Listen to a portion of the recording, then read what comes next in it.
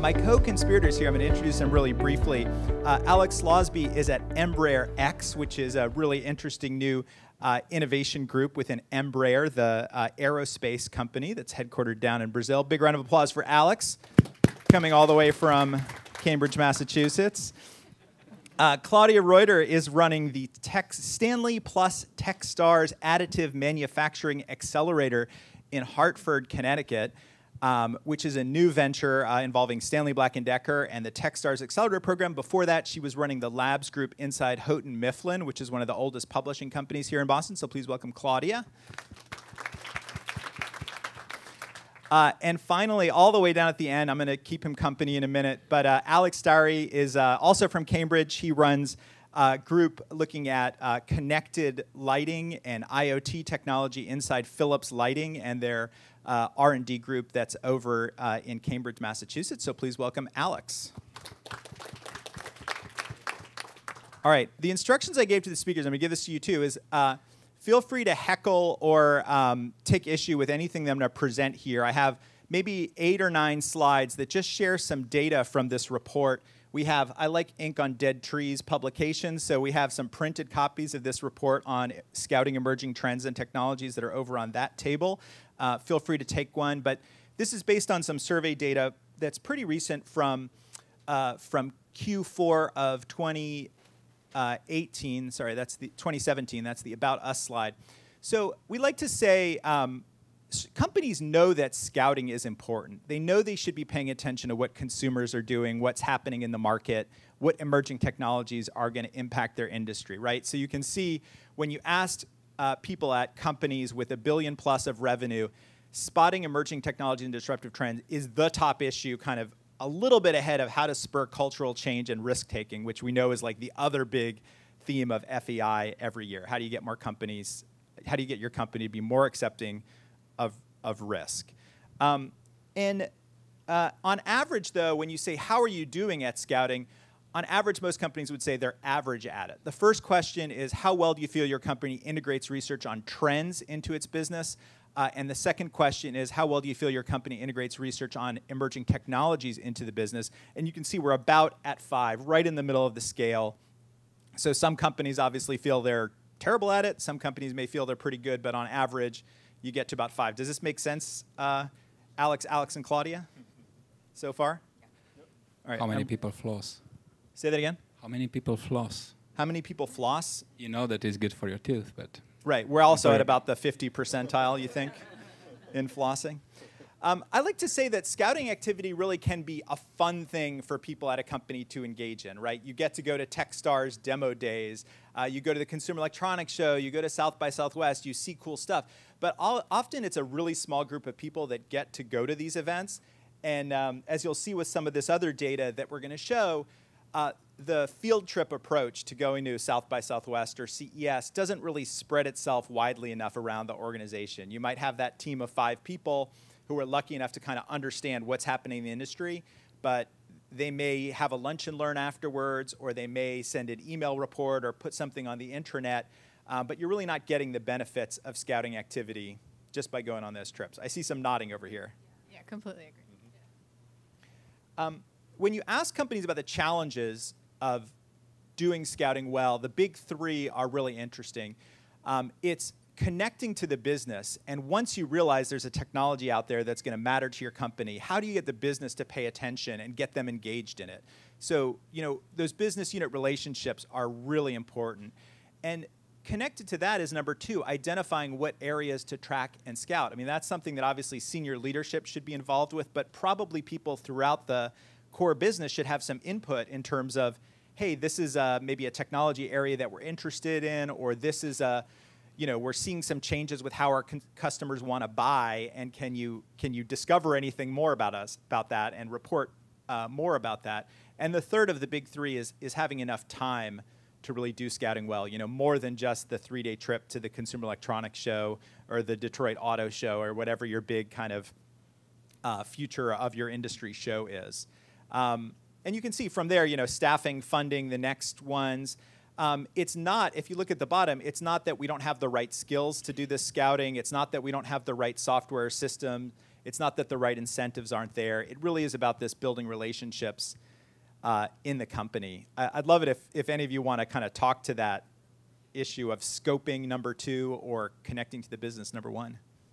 Yeah, I think that, I don't know if I'm on or not. It is, yeah. You just have to okay, hold. thanks.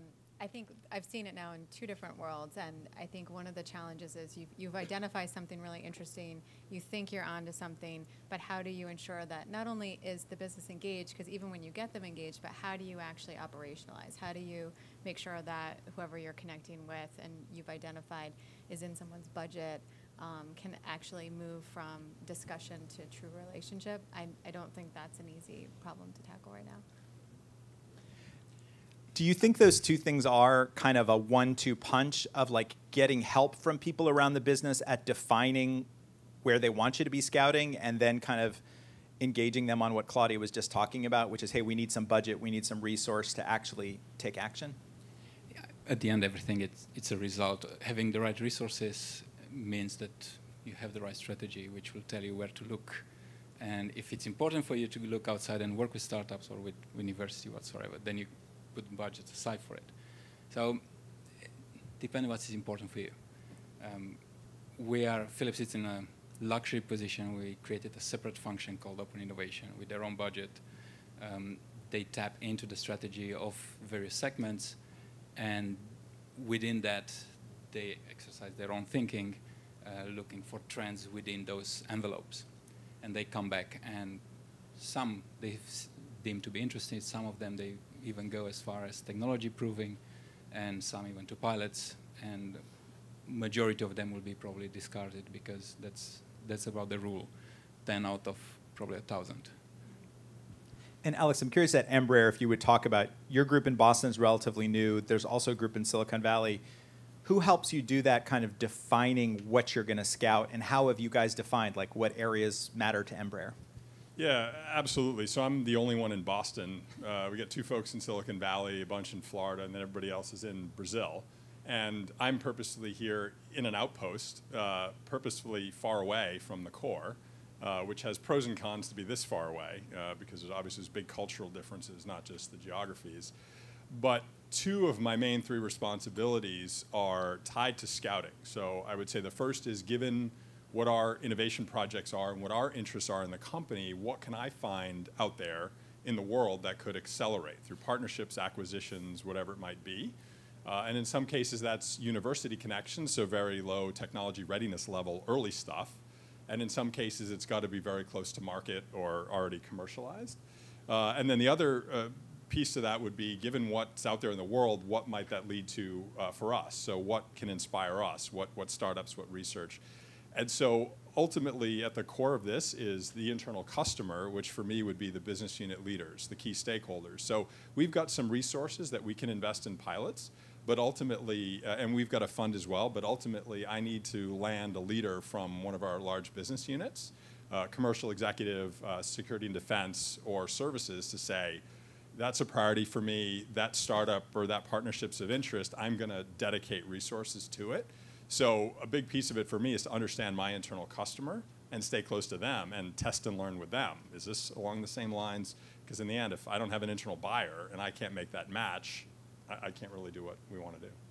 And can you tip your hand a little bit in terms of like how far out are they defining what you should be scouting? And I'm guessing it's not like the next generation tray table technology, you know, that isn't going to hit your knees or something, right? It's how do you get them to define something that's sufficiently far out for you to be interacting with MIT or interacting with the startup world on? Yeah, again, it depends on the group. So it's publicly known we're working with Uber on flying cars, electric vertical takeoff and landing vehicles. And so, I mean, in reality, we are less than 10 years. We're about maybe 4 or 5 years from these things flying, might have a pilot to start, and then going full autonomous. Obviously, many barriers, but as part of that, we've got the responsibility to look for things that can help through the technology hurdles. Clearly batteries, electrification, autonomous, these are challenges that we need to overcome. So for projects like that, we need solutions that will deliver for us in the next few years.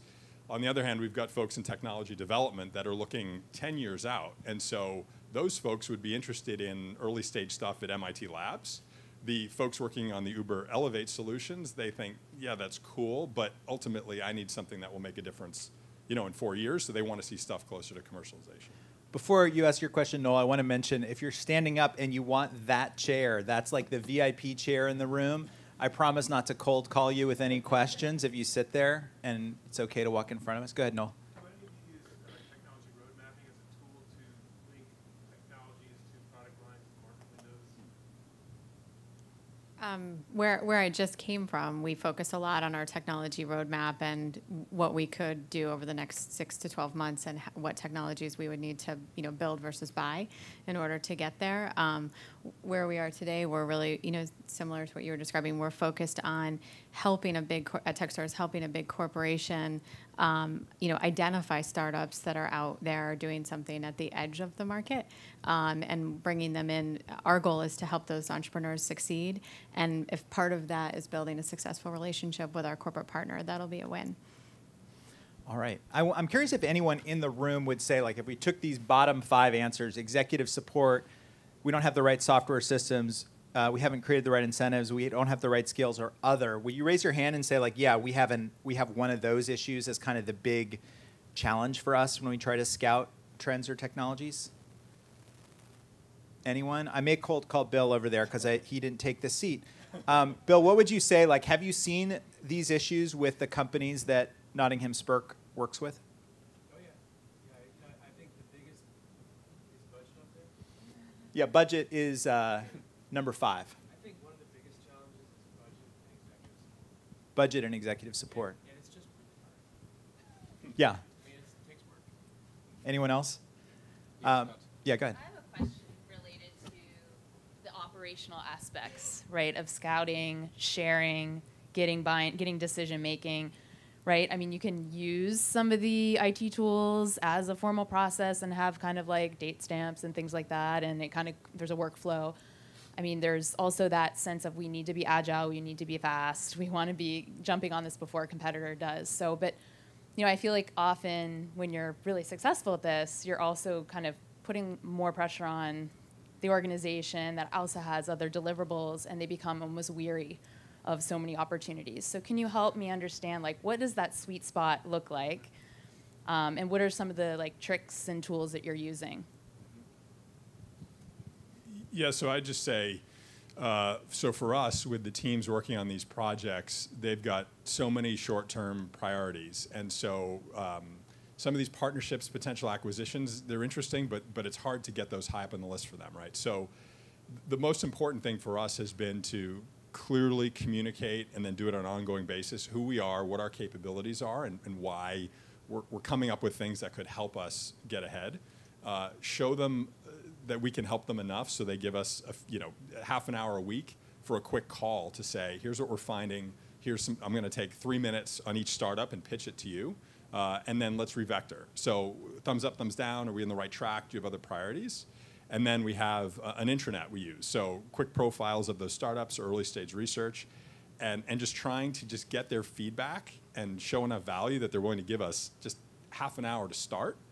So then we can hopefully stay close to what they want, because they know if they don't give us the time, we're going to keep sending them stuff that doesn't, just takes up more time for them. So communication and just trying to stay close to the internal customer.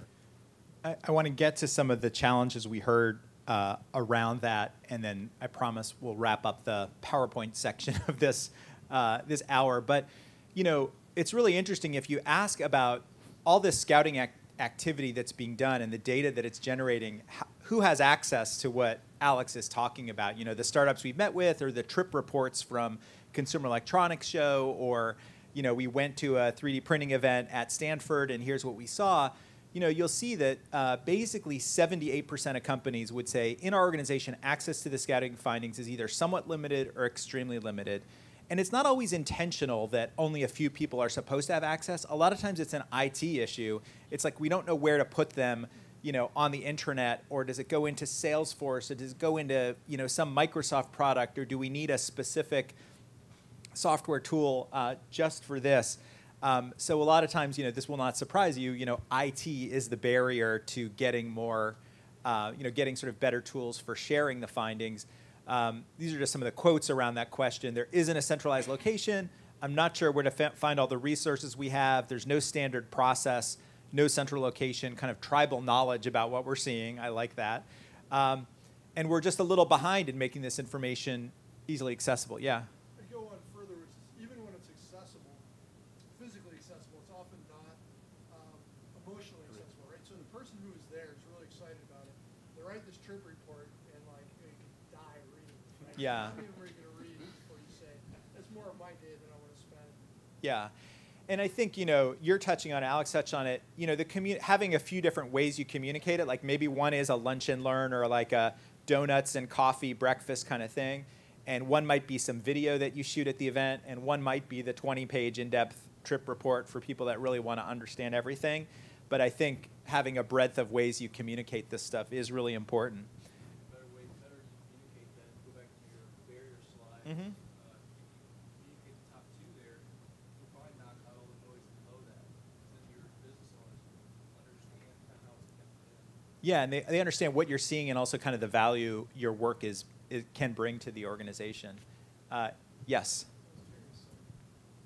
You say some organizations get their operations out first before they even start any of this activity. If you can't operationalize, what are you doing in the first place? Would you say that needs to be executed first? Go around these teams? I don't know. It's a good question, and it's such a big question about, like, do you need to know how you're going to operationalize on all these signals you're seeing in the market before you go out and scout? And I don't know. I mean, I'm curious what your answer would be, Claudia, because my answer would be like, you could wait for operational perfection forever, and you'd retire and then die, and it still wouldn't have been achieved. Yeah, and then okay, then we're going to start scouting. And by the time you perfect it, the people who came up with that might have gone on to their next adventure, right? So I do think there's certainly putting some guardrails around things and ensuring that you understand who the decision makers are versus who are the influencers in the organization is key, and how that relates to your product roadmap and how that relates to other efforts that you're doing as an organization is helpful.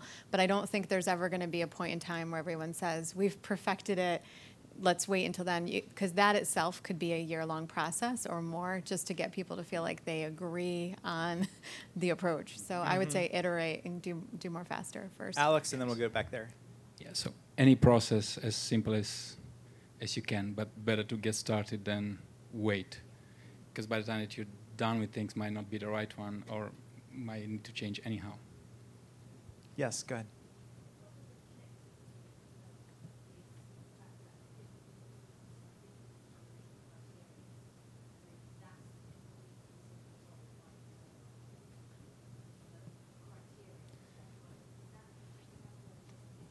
And I'll just repeat for this side of the room, is a disconnect around every different business unit has different criteria for kind of what they want to be scouting and what stage and maybe how they want to hear about it?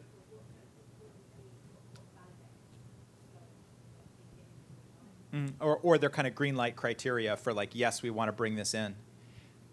I think it's okay to be different because each one might have a different focus, different markets to deal with, as long as they are clear, and that's the starting point. So if you know what are you looking for and how are you going to judge them, and now not sure how many startups are in the room, but once you engage with them, not to waste their time, one of their hours, it's about 1,000 corporate hours.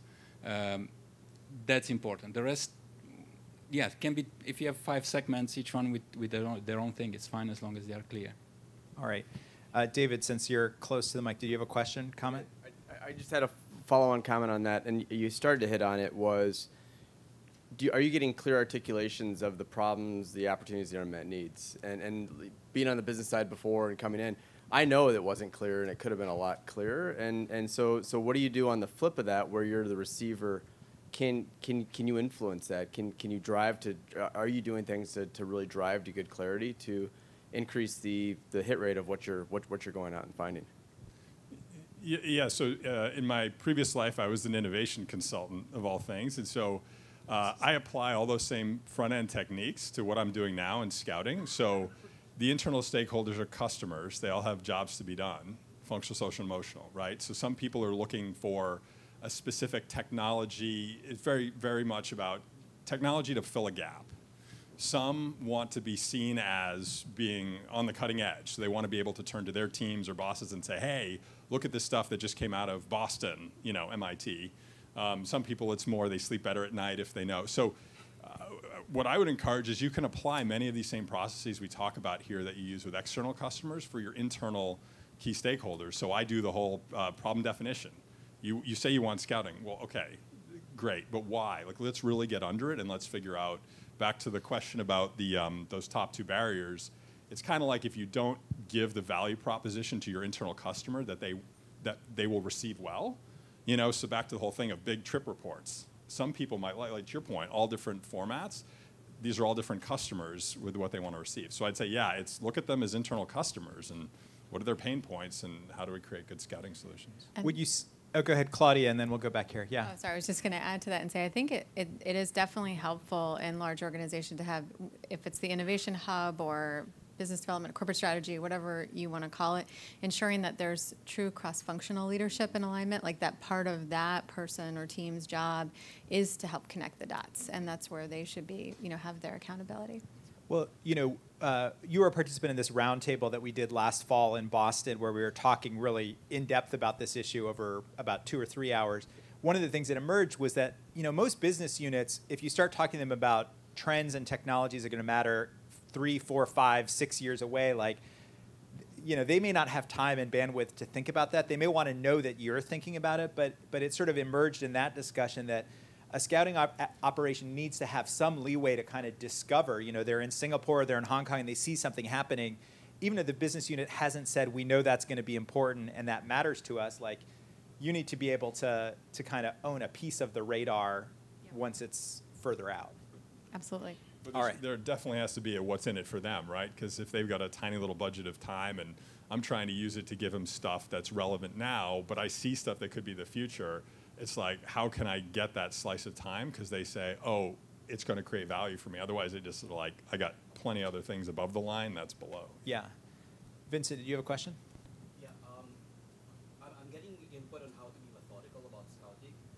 We're a conglomerate, we're into land and telecommunications, among other things, and we were looking into smart cities. The thing is, before we could scout, we had to scan. We didn't know what we didn't know, so we wanted to feel the boundaries of what was possible. What tech was possible, what applications were possible, what could we afford. We're in the Philippines, we're in a developing country, so what was relevant to our situation? So it was scanning and scouting. We had very loose criteria to do it. Well, how do you define scanning as different from scouting? Is scanning like what happens before you really have a scouting operation set up? Because we couldn't articulate exactly what we were looking for. We just wanted to see the boundaries and within that, what was relevant to our situation. Mm-hmm. What could we commercialize among what we could find. So it was very early days for this opportunity, and that's why the method was a little more flexible. Yeah.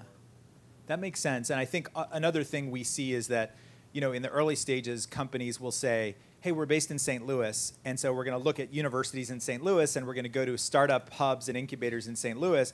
And then they realize that, hey, your industry, there may be more relevant stuff to you in Seattle or in, Austin or other geographies, and that you have to have more of a national or global purview. I want to just talk to this. This was kind of the last data slide I wanted to bring up.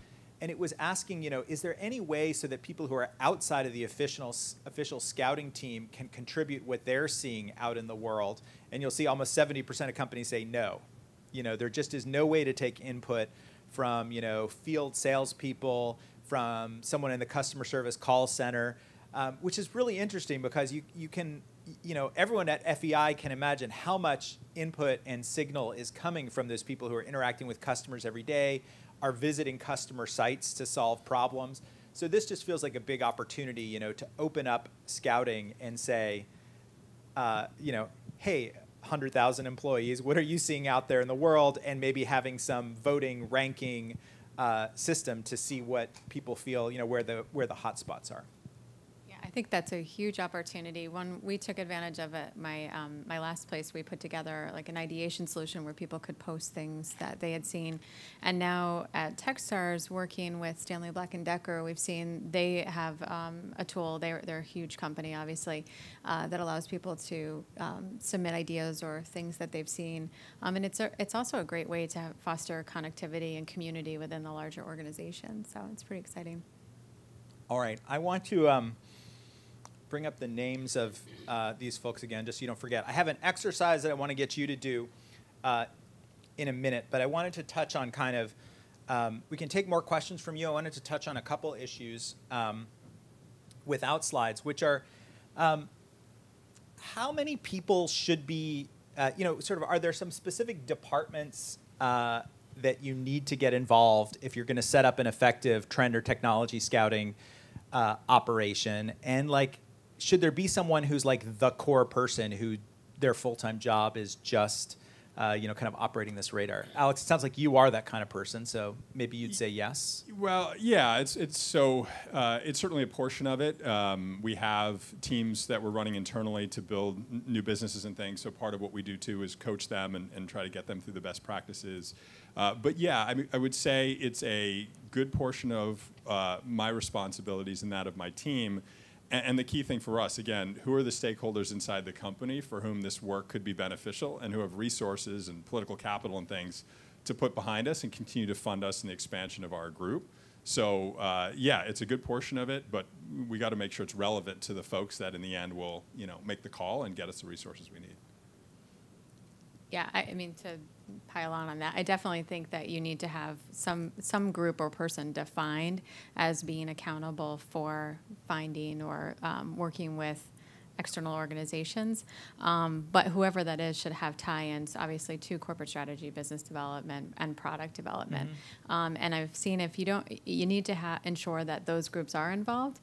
Product development and corporate strategy should be aligned anyway, but certainly you don't want to, business development doesn't want to surprise product with a new finding. And, you don't want to find out for a startup that someone's building the exact same product internally or something along those lines. So to your point earlier about the alignment with the roadmap, I think that is key. What about marketing, right? Marketing often feels like they own they own the customer relationship. And so any focus groups or customer anthropology or visits they should be doing, have you seen kind of conflicts around that or ways to avoid that feeling of like an innovation team being in competition with marketing? No, I think that's a key partnership to build, and one I know we've focused on in different areas. I think having corporate communications be aligned, because they typically obviously control internal and external communications, having them be a champion internally and externally and have that internal-external marketing tie-in and partnership is key to success. Cool. Why don't you chime in on that, and then I have another question for you, Alex. Yeah, so I think if you're not dedicated to the job, you'll always be multiplexing. And that, if you have other responsibilities, most of the time the things that you need to do with outside your company will come at like 10, 5% probably of your time, which makes it a poor job. The other way, only having one person will not work, so we push some of the responsibility, and check marks, it's still an acceptable term. So in your project milestones, you do have a check that you looked outside for the same thing that you just developed. So it's a joint responsibility. I think Kotler was saying that about marketing, that it's too important to leave it to marketeers. The same with scouting. I mean, it's good to have a dedicated person. He's not overseeing everything, but having a dedicated person, but also the rest of the organization feeling that it's their job to also look outside.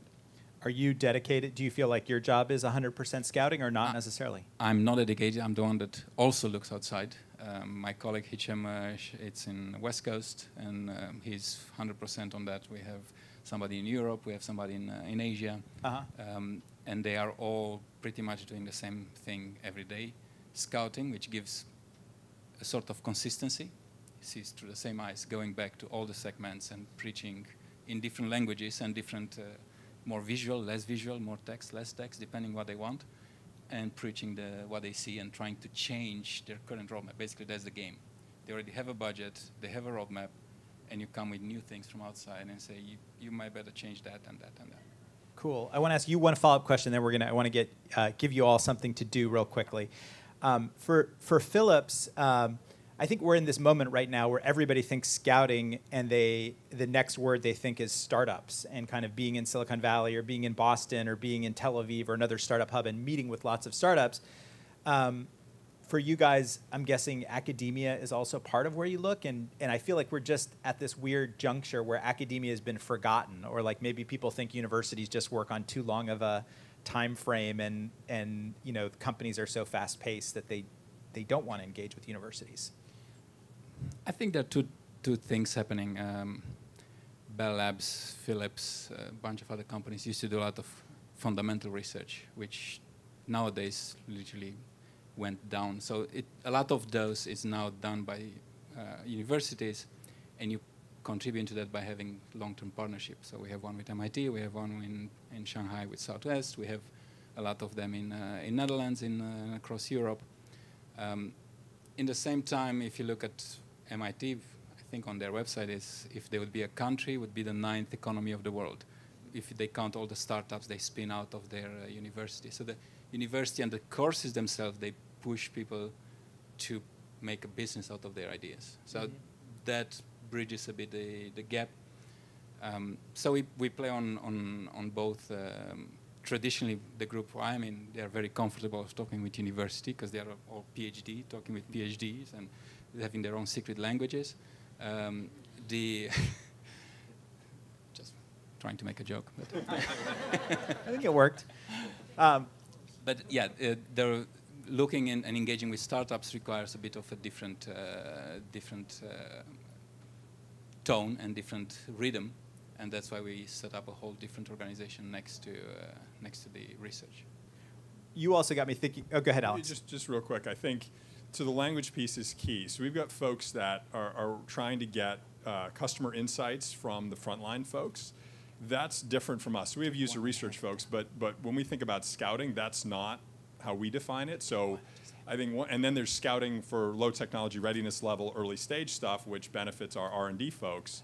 But our folks closer to commercialization don't want to hear anything about that. They're interested in stuff coming to market, and the R&D folks aren't. So I think just back to that piece of clearly defining, when we say scouting, what do we mean? And what is scouting for each segment, and what do they want to see and what don't they want to see? And if that stuff gets gray, you start sending the wrong stuff. I got excited about stuff I saw at MIT, and the folks closer to commercialization were like, no, give it to them. So getting that clear was important. Yeah, it's an excellent point. The other thing that you've got me thinking about is, scouting is something that happens outside of the building and off the campus. And I think part of the problem, we should have highlighted this as one of the challenges, part of the problem is every big company, the incentive is to be in the building every day for as many hours and as many meetings. And so how can companies create incentives for not just the R&D people or the innovation people, but for other people to be out at meetups and trade shows and, university conferences and kind of absorbing information from outside of your headquarters. I have some more Post-it notes, but yeah, you were going to chime in. If you follow-up question. With academia, the IP challenge, when you're just scouting at the beginning, trying to find out, but you have to sign, a 20-page document, and it takes 6 months, you lose interest. Yeah, it's a good point. I mean, most universities want a license right away once they see P&G or Embraer. Yeah. I want to take maybe 5 minutes and do a quick exercise. And it has really simple instructions, which are, it can be groups of 2, 3, 4. Don't make a group of larger than 4. There can't be somebody from your company in your group. So if you're sitting with somebody that's a colleague from your same company, find a different group. And I want you to just write 2 things in conversation with your group. Write 2 things on the Post-it. One is kind of a place that you go to scout, that you found to be a really useful place, whether it's a conference or a demo day or a university. And the other is a practice. What's one thing you would recommend? And we'll kind of wrap up with all of your practices and some practices from Alex, Claudia, and Alex. So a place that you go that you found useful as part of your scouting activity, and then a practice that you would recommend to other people in the group. And then we'll do a little bit of reporting back. Does that make sense? Super clear instructions. Groups of 2, 3, 4, but nobody from your same company in the group. And introduce yourself, make some new friends, and we'll do this for about 5 or 6 minutes. Go. Discussion as either a place that you go to scout or a best practice. All right. So I work at Nestle, so in the CPG industry. And I think one of the best places for scouting that I found is really direct relationships with venture capitalists or other firms who are supporting startups, whether that's like a CFO in a box or people who help with accounting or law firms. Especially the VCs, they're doing a lot of the rigorous due diligence. So it's helping to be a really good filter for us and connecting with quality versus quantity. All right, cool. And if you want to start the collection of Post-it notes, we'll see if they'll stick to the wall there. How about someone up front here, Alicia? So I'm based in Boston, so a lot of my insight comes from, again, direct contacts. So we have a number of events here where they're aggregating the different companies that are starting up, particularly ones that are stealth or under the radar. So going to the government-sponsored coalitions and then going to things like Tech Jam, which is basically a beach party for startups, has been really helpful. All right. And that's coming up in June, right? So we should give Tech Jam a plug if you're in Boston in June. And feel free to post your Post-it over there. Anyone else from further back want to share out from what they discussed? Folks in the back? Okay, go ahead. I'll share it anyway. So my colleague and I are both from New Balance, and we realized that we're significantly under-resourced in this area, and we sort of have the struggle that I don't really think senior management, if we said, okay, we want to go on this scouting trip and bring back this information, I don't think we would necessarily get the support from senior leadership, and that's just been a struggle as we sort of try to build up our innovation capability. So, yeah. Any suggestions from the three of you of like how do you make that case for we're not doing enough of this? So sometimes the competitive story can help. So I can look at it and say, wow, look what Horizon X is doing, or A-Cube from Airbus. They're doing that, or they just acquired that, or they're at this show, or they're a customer of X, right? So I like to lead with the less of the, there's a downside if we don't. I like to lead with the upside, saying, hey, look who's there, you know, but sometimes showing the precedent and saying, look, at these shows or at these events or through these organizations, our competitors are involved. And they're getting things out of it. And look, that led to an acquisition. Sometimes you can do that and people go, wow, oh, well, maybe we should make this small investment to start to explore it further. Yeah, I definitely think talking about what your competitors are doing. I mean, in the case of New Balance, if you think about, and you know this obviously, the different secondary markets that have crept up related to sneakers because of the ability to 3D print and have less, inventory. There's so many exciting, innovative things going on, and if you can keep pointing to what some of the competitors are doing, that should drive some engagement. How about some folks from this side of the room sharing out? Yeah, James. Yeah, so I work for Gojo, and Gojo manufactures Purell, and you probably find a Gojo dispenser in just about every restaurant, bar, et cetera, et cetera. So we have really two areas that we're focusing on, dispensers, because that's our real estate that we get in the wall, and then we sell the technology of hand hygiene. We're particularly strong in hospitals, so hand hygiene compliance is very strong. So we're into electronics. I find going to shows like Consumer Electronics Show, Kitchen and Bath, and then coming back and reporting out. So not just letting it sit there, but reporting out to the business unit leaders and all the way up to the executive team and gaining alignment. And then I was going to say the other piece of that is strategic alignment, getting alignment with the folks on what you're doing, why you're doing it. Hey, look what we found. And it's not like just one and done. You got to continue to do it over the years. So. And one follow-up for you. So what form does reporting out take after you come back from a show? Is it meetings? It depends, yes. I've done it I actually do it in multiple ways. One is, hey, here's a report, read it at your convenience. And, easy, but you got to make it kind of exciting, too. It can't be like this dry report. It's got to be like, hey, look what so-and-so is doing. This is really cool, and get them engaged. Then the other piece is venues. So, hey, we'll do a lunch and learn, or we're going to have an advisory meeting on this new tech. And one of the things I did notice, and it was up there, I think number 4, was executive alignment. Sometimes you can get a little too much executive alignment coming out of that.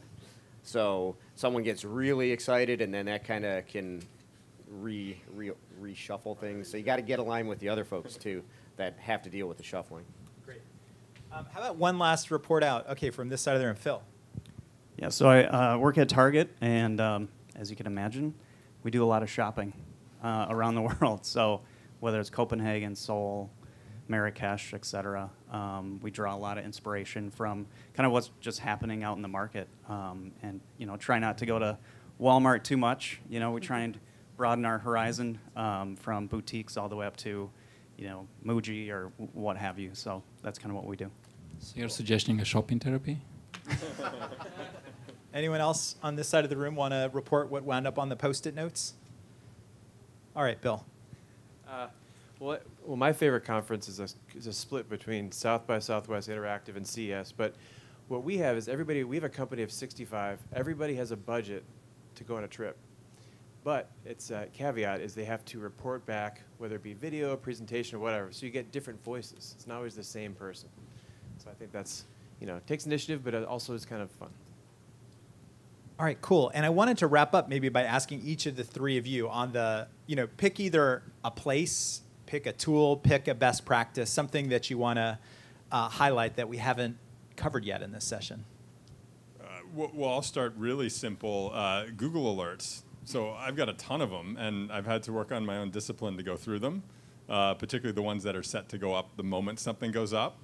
So I can end up with a lot, but getting a bunch of terms in there of areas of interest, and Crunchbase is another one, so like low-cost tools, but that can be really helpful. So things pop up, and you get those news alerts. You got to go through them, but then I can find items I put into our intranet. So yeah, the low-cost tools. I'll give a shout out for those. And Crunchbase just as a database to sort of read up on startups as opposed to an alert service? Yeah, well, to search for them, but yeah, put in alerts, though, around specific terms or specific categories, and I'll get an update on funding rounds, things like that. Great. Claudia. I've taken a couple different approaches where I just left. Some of the things that we did were we developed an API program. So that kind of flipped it and had startups coming to us who wanted to integrate with a larger organization. So that gave us an opportunity to get to know them, to understand how they would integrate, and think about how they might benefit our customers. Where I am now at Techstars, we take applications in. We also actively look for exciting companies, and I look at AngelList, Crunchbase, certainly go to events. I'm going to Rapid tonight in Texas, so yeah. And what is that, the event in Texas? It's an additive manufacturing event, so it's all the leaders in the industry and including startups. So it's a great opportunity to see what new technologies are out there related to additive and 3D printing. Cool. Alex? For me, it's certainly looking in the future, fell in love with MIT conferences, anything from 3D manufacturing to AI and future of work so they are a great set of minds get together and looking not over the next 5 years, but rather much further. So then you need to make up your own mind and distill what you can take out of it, but at least it's a great inspiration for the future. And I'll actually give that a plug and maybe say something that MIT wouldn't want me to say, which is they have this group called the Industrial Liaison Program, ILP. And so if you look for MIT ILP, they do conferences about every month or every other month in Boston, and they will let corporates come. You can usually get a comp ticket or 2 comp tickets to the events before they decide to start charging you the $1 million a year MIT research partnership fee or whatever it is. But their conferences are quite good and tend to be like a future of transportation event or a future of making things event. So I definitely look for that just to shed a little more light on the MIT community. Last burning questions from you. Yeah. So just say you go to some of these sources for technologies and you get some kind of vetting internally. Could you chat a little bit about your selection criteria as you go and pitch these to see if they're going to be successful in the due diligence process? That's a great question to end on. So kind of selection criteria and maybe, what are the sorts of things that tend to survive this process? It's going to be successful and what are you using? We're trying to evaluate that internally at my company. So at Techstars, we're looking to bring people or companies into accelerators where we ultimately make an investment. And so we're looking at a number of different factors ranging from, the caliber of the team to the product they've created. Once somebody is actually trying to work with another, like a larger organization, typically, on a due diligence perspective, it's also looking at the product from an engineering standpoint, ensuring there's a fit there. Are you asking what kind of specific tool, though, is used for the diligence? I'm just trying to make sure I understand. I'm on the hook to put together Oh. So I'm punching up my Excel spreadsheet going, what do I do? Yeah. Yeah. So, and you're thinking about not just startups, but also potentially academic stuff or medium-sized suppliers. Yeah. So, I mean, for us, practicality is one piece of it. So, obviously, we need folks inside to feel it's worth their time. So there's just an inherent evaluative criteria, which is the person will somebody provide resources to support a partnership or a pilot? But then practically speaking, how are we going to execute this? Do we have the bandwidth, and is this above the line or below it? So yeah, we could get into, does the technology fill a specific gap, and how good is the fit and the IP and all that? But ultimately, if we can't manage the relationship and invest in it, I mean, it's just going to die on the vine. So I think somebody inside, is it important enough for them to say, all right, I'll put resources, I'll make a decision and allocate resources to it? And then number two, do we have an asset like in our group or somewhere else that can own it and actually work with it? And if everybody sits on their hands, it could be the greatest thing, but then we've got to really take another look at it. Yeah, so I think we do start with strategic fit and with how big that market is. So that's a starting, and then indeed you end up with, it's fine, but if you can't do anything about it, don't bother, and so on. So I basically adapted my own Excel sheet on starting with the whole agile, with cost of delay, and with size of the jobs, and putting there, because that kind of forces them to think in reverse. What will happen if we don't move a finger? And then that company is acquired by GE or whoever, and then what will happen then? And it's a great point. The only one I would add too is have we talked to customers, and do we know that this is addressing a customer need? Because almost everything innovation related in big companies, if you have a customer who has stated this is a pain point I have, or I wish you guys did something differently in this space, that will get the wheels of progress turning in a way that no number of meetings or no software tool can get progress happening. As we wrap up, I want to mention just two things. First of all, if you leave your Post-it notes on the wall around that yellow Post-it note, I'll try to collect all the recommendations of interesting places and practices and put them into a Google Doc that I'm happy to share if you email me at that address up there. And then there are also some copies of this tech scouting report that we published at the end of 2017, which you should feel free to take for yourself or for a colleague. But thank you for being such a fantastic and interactive group today, and please help me thank Alex, Claudia, and Alex for all their contributions.